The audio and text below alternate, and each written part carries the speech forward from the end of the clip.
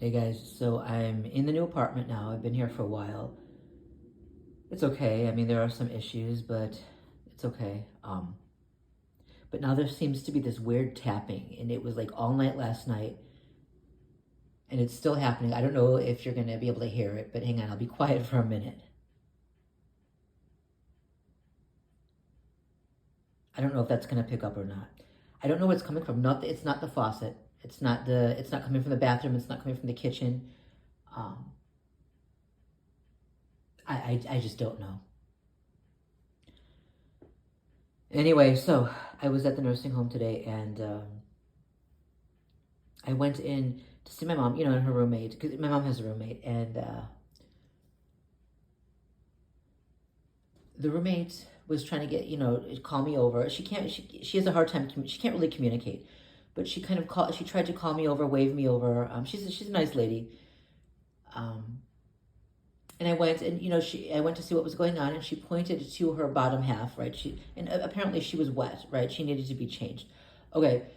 So I went out to the woman there was a new woman there. I've never seen her before. She was standing at one of the medical carts outside in the hallway. And I said, my mom's roommate, I think she needs to be changed. She tried to call me over and show me that I think she's wet or something. And the new woman, and now they don't have specific uniforms for nurses or CNAs, and she was not facing me. So I didn't know, like, normally I'll, if something happens, like, the last time my mom's roommate, she was literally she had an upset stomach, and she had gone on herself, and she was just covered in feces. So I went out to tell someone, because they tend to be short on staff, and it can be over an hour, sometimes a few hours before someone comes in, or they'll just look in and they'll check, and everything looks fine, they'll walk out. So they don't always know what is actually going on. So I'll tell them, and it's sometimes it takes a long time for the people to come, but they usually come. Like yesterday, there was a guy there, I think it was a male CNA, and he was really good about it. Like he came right away. Sometimes I'll try to clean her up myself, and my mom's roommate, just because she'll get her hands dirty, right? But he took care of it. Anyway, today, so I told the woman, and I don't know who she is. I don't think I've seen her before. And I didn't see her tag because she was facing the other way. And I said, look, my mom's roommate needs to be changed. I think yeah, that's what I think she's pointing at her bottom, whatever. The woman just stopped and looked at me, and she said, well, she can use the call button to call, the nurse call button. And I stopped for a minute, because my mom's roommate cannot use the nurse call button. She can't. She doesn't have the mental capacity to do that. I mean, she can communicate to some extent, but she can't do that. And I'm thinking, well, okay, this lady is new, so she might not, obviously she's not going to know all of the residents there. So, okay. And so I explained to her, well, no, she can't do that. Her roommate can't do that. And then she said, well, why don't you go ask a CNA?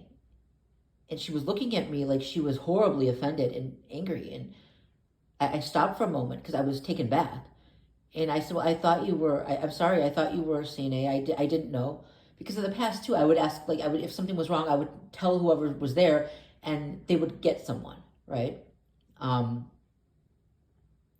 she was not having it. Uh, she stopped and stared at me, like confused and put off, and I think I might have offended her. I don't know. She says, do I look like a CNA? I'm like, whoa. I didn't say whoa, but I'm thinking, whoa. I tried not to react at all. Like, I didn't let my upset show. Um, I stared at her for a moment, and because I didn't know what to say. Like, I didn't understand why she was acting that way. And then she said, a CNA at the nurses. It wasn't a nurse's stand. It's like a mobile cart they have, dealing with medication. And I'm thinking, I don't know, but I was thinking, okay, but in the past, they would just go tell somebody, and at that point, I'm not even going to try anymore. I just said, okay. And I walked away.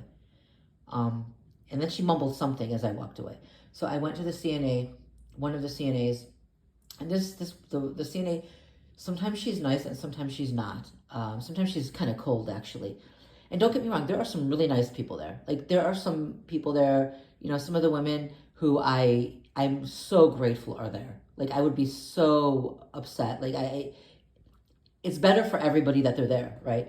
Um, she's not one of them. uh, yeah, she's not one of them. She's kind of like, oh, okay, whatever. And so I go back to the room. Um, but my mom's roommate was really uncomfortable. She was kind of fidgeting around, and she was trying to pull her feeding tube out, and that can be dangerous. Like sometimes she actually pulls her feeding tube out, and then it takes a long time for them to get there, and that's dangerous, right? Well, maybe like 20 minutes later, close to 30 minutes later, I walk outside and the CNA is there, but she hadn't been doing much of anything. Then she had gone into another room, and my mom's roommate was really upset, and she was fidgeting, and she was trying to get my attention, but I'm not allowed to go and tend to that for her, right? She was really upset, so I'm trying to get, and I go out and I don't say anything because I know that, I'm trying so hard not to upset her, the CNA. But I just look and I kind of point back at the room, and I was about to say, hey, she's really.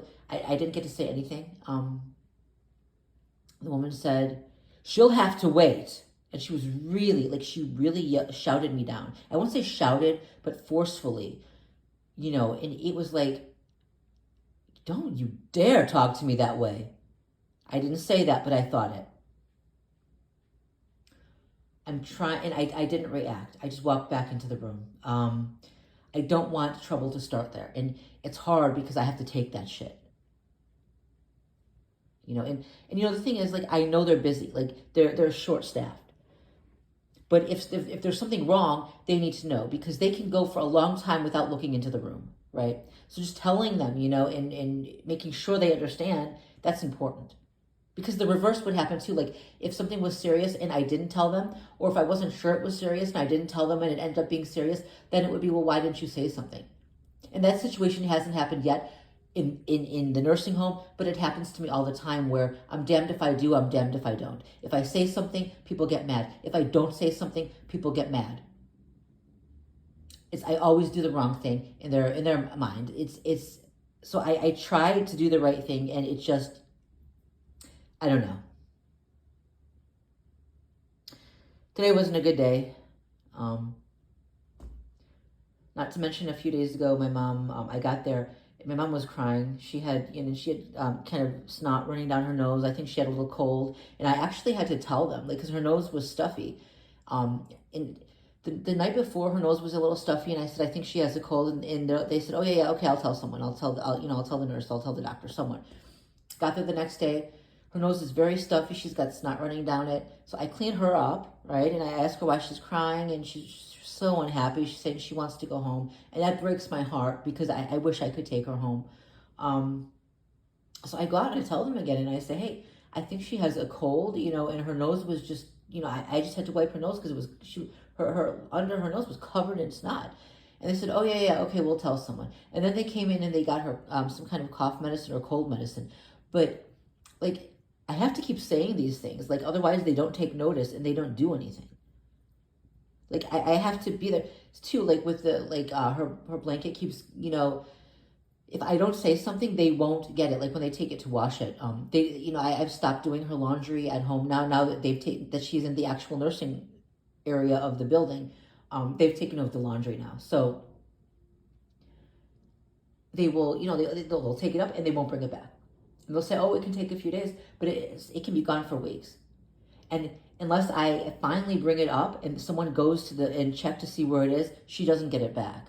And like they also I got her this really nice hand lotion that I wanted her to have because she likes like vanilla scent, and I wanted her to have that.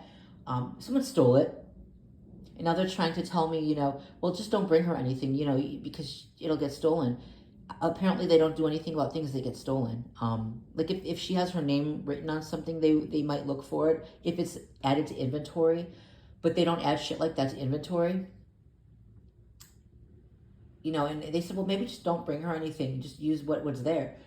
But I tried to explain, I want her to be comfortable. I don't want her to have nothing. Like, I want to make this as comfortable a place as possible for her. I don't want to create a situation where she can't have anything there. It's bad. It's just bad. I don't know what to do, and I wish I could take her home. Like, I wish I had the finances to hire a private nurse 24/7 so I could do this at home. Like, and right now she's still on the feeding tube. She still can't eat. She still can't walk. Mentally she's coming back a little bit more though, so that's good. We can actually talk and laugh together. That's good. And those are the moments that I cherish most of all. At least I've got her back that way. I mean, she's back in my life that way, you know. So that's what's been going on. I know I'm leaving out a lot. I'll get to it at some point. Later.